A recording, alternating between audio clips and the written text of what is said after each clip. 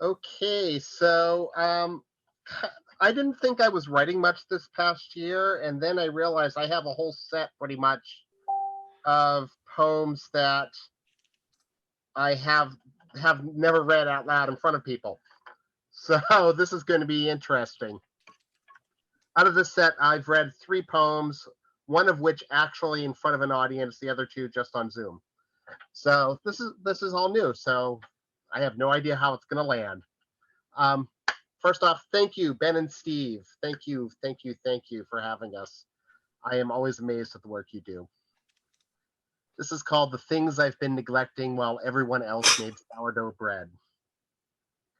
I had planned to become a warrior, a tree, a dog staring vacantly at the floor. I had planned to learn Spanish again and the hidden languages of swords and birds. I had planned to don a different mask, fight crime. I had planned to run and run and run. I had dreams of chess pieces and crazy glue, of repairing marble and history. I thought I would walk more, spend more time counting sparrows beneath clear skies. I thought I'd be thinner when the apocalypse ended. I thought my notebooks would be full to overflowing. I had planned some sort of transformation. I had planned some sort of revolution. I have empty boxes of resolutions and tarot cards. Did everyone else have more time than me, or was it simply slippery in my hands? Bargain hunting, and this is actually kind of based on a true story. My wife and I have been redecorating through Craigslist finds, and that inspired this. And I don't know if you've ever realized this, but when you buy something on Craigslist that's suspiciously like a drug deal, you just have to sit there and make awkward conversation for a few minutes, and you don't want to give up too much personal information. It's strange. Anyways, this is called bargain hunting. The doctor in Sterling had just had some sort of surgery, which had nothing to do with his parting with the entertainment center. It was clear his wife just wanted it gone. It had a fine chestnut veneer. My mother said it looked like an antique, but really it was made in Vietnam. Still, it was nice, and the doctor seemed sorry to part with it, but that's how Craigslist shopping goes. Everything's a strangely intimate interaction, like a drug deal with furniture. You chat, reveal a little personal, try not to make it weird. The woman in Holden was disposing of her mother's estate. The man in Charlton seemed to have a garage full of stuff to sell. We took home a dresser, a curio cabinet, a bureau. The bookcases came from a retired bookseller in Brookfield who had built them by hand from the remains of a chicken coop. They each weighed 60 to 100 pounds. He let them go cheap. Paying to have them moved cost more than the cases themselves, but when they got home, they brought to life pieces of my past I'd forgotten I'd owned. Comic books from childhood, slim chapbooks of poetry from long lost friends, 1,000 odd memories of who I was and what I dreamed.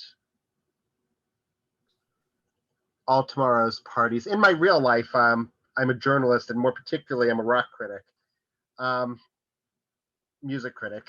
Um, every now and again, I try to bring that into my poetry, and it always comes out weird. This is called All Tomorrow's Parties. I like large parties. They're so intimate. At small parties, there isn't any privacy. F. Scott Fitzgerald, The Great Gatsby. There was some band on stage at the NoHo Club, and I was outside kissing some girl. Rewind. I was backstage at Rocky Horror, near sick, unable to talk to a woman in fishnets. Fast forward. There was a house party that reached its fingertips towards dawn. I barely uttered a word. Rewind. We kissed too long on the porch, and then you left. Fast forward. We danced in an Anaheim nightclub, and then I left. Fast forward. We fucked, and I have forgotten your name. Pause. Pause. Everything's on pause. Now. It's the lost spring of the plague, and the only sound I hear is birdsong. The Velvet Underground was on the stereo, but it didn't drown out memories. I switched it off, shut down 1,000 machines designed to distract me. They do not. This increasingly silent world leaves me alone with ghosts, the failures, the moments of cowardice, the people I've hurt, regrets, an old song playing on the internet, out of place haunting a Spotify playlist. I'm not that frightened boy anymore. Married, with a quiet life, but still, sometimes I'm amazed how comfortable I am in improbable crowds. Steve Aoki at the Palladium, rave unfolding everywhere around me, and I am nothing now but still. Ja Rule, Megadeth, even if someone accompanies, I barely speak. I fixate on the music, on the small moment of peace cacophony brings me. Push play. It's called New Zodiacs for Unreal Times. This is going to be in July, I think, in the Banyan Review. When we look to the sky and just see dying stars, it's time to abandon Libra and Gemini. Call this the age of the polar bear, dissolving habitat and unbridled mean streak. Say the moon is in the house of the pornographer and you're a reality TV star with a Dalek rising, astrological sociopath well suited for this modern age, only compatible with the senator or the bomb. Me?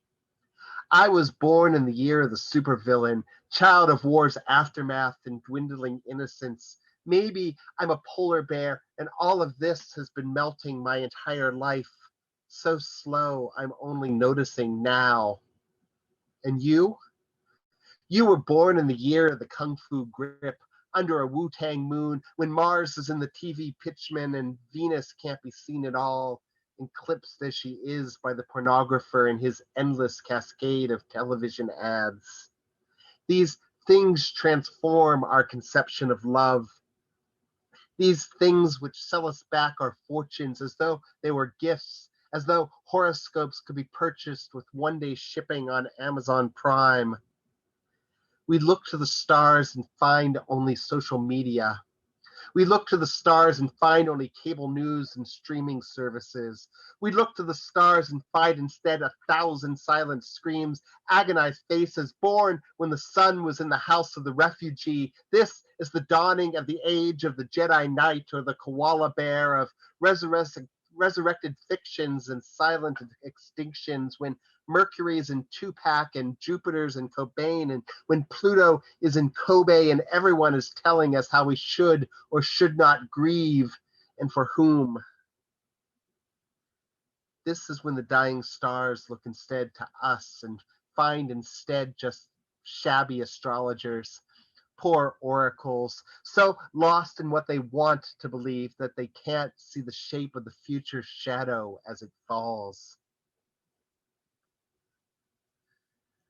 I keep hoping this poem will no longer be relevant, but this is called 13 Ways of Looking at a Riot Cop. 1. Children pantomime death in the Dunkin' Donuts parking lot. The riot cops are all the shadows in the moonlight, every one of them. 2. Vacate clergy from the church, tear gas the protesters, project strength while the president holds the Bible upside down. 3. Federico writes from Santa Ana, where he photographs the riot cops' faces. I see a lot of inexperience, fear, he writes, and a plain dislike for the city they are well paid to protect. He'll be back again the next night, after being shot with a rubber bullet. 4. When he sleeps, his ears will ring with broken glass. When he dreams, it will be of flame and bludgeons. His eyes will snap open as bricks shatter storefront windows, set trash cans on fire. This is real. He knows this the way he knows a familiar photograph in a stranger's family photo album. 5. You are no riot cop. You are no riot cop. You are no riot cop. You're just another stormtrooper. Remember, you chose this. You could have said no. 6. In Louisville, there was a gun, and then there was no gun, and then there was only an absence. 18 fired rounds and no body cameras. 7. What was the crime again?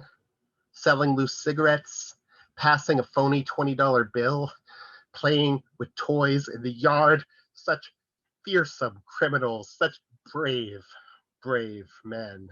8. The night black uniforms, the glistening metal. Panzerman. 9. An immigrant friend calls to tell me she's afraid her activism may be putting her citizenship at risk. She has broken no laws, commits no violence, but feels the police are too powerful to challenge. She is afraid, and I have no balm. 10. The white ones with actual guns threatening public officials in government buildings. Pay no attention. 11. They block out their badge numbers with electrical tape as though that separates them from who they are. 12. A cop in Denver jokes of starting a riot. 50 cops in Alabama arrest 14 protesters. In Seattle, a riot cop removes a fellow officer's knee from someone's neck. In Buffalo, police shove an old man to the ground. In St. Louis, 4 officers are shot. In Los Angeles, in Boston, in New York, and everywhere. The world is on fire and no one knows how to make it stop. 13. If everyone is out here, who exactly am I protecting? I think 2 more poems. Again, Steve, Ben, everybody, thank you very much for having us here. This is a great way to spend past midnight on a Wednesday. Oh, sorry. It's been one of those weird years and losing people. People have been kind of dropping like flies, on the periphery and for a lot of reasons. Part of it's the COVID, part of it's just getting older. But this is called I Never Knew Bukowski and Most of Our Mutual Friends Are Dead. There's a shot of bourbon waiting for me at the Reno Room in Long Beach, California. Not my favorite bar, not the seedy dive it appears in Buch's poems, but the one where all the young poets went to chase his ghost. Like he was shuffling back there between the pool tables and the upscale Mexican food. Even Long Beach changes, even Worcester changes, even all these working class towns I felt so comfortable in transmute to something new over time. That or face extinction. In Worcester, there's a tapas bar where Emma Goldman's ice cream shop once stood. The restaurant actually is one of my favorites, although the prices make me plot sedition. I don't think about anarchy when I'm eating there, at least not often. There's not likely many alive who remember Emma Goldman personally. She died 80 years ago. Bukowski died in 1994. I know lots of people who knew him. A lot of those folks are gone now. Lost to cancer or COVID or moved to Vegas, which is practically the same.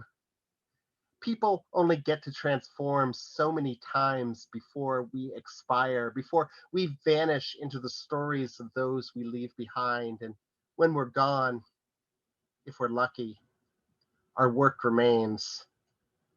Buch's poems don't care that I was hit or miss with them. They'll live on regardless.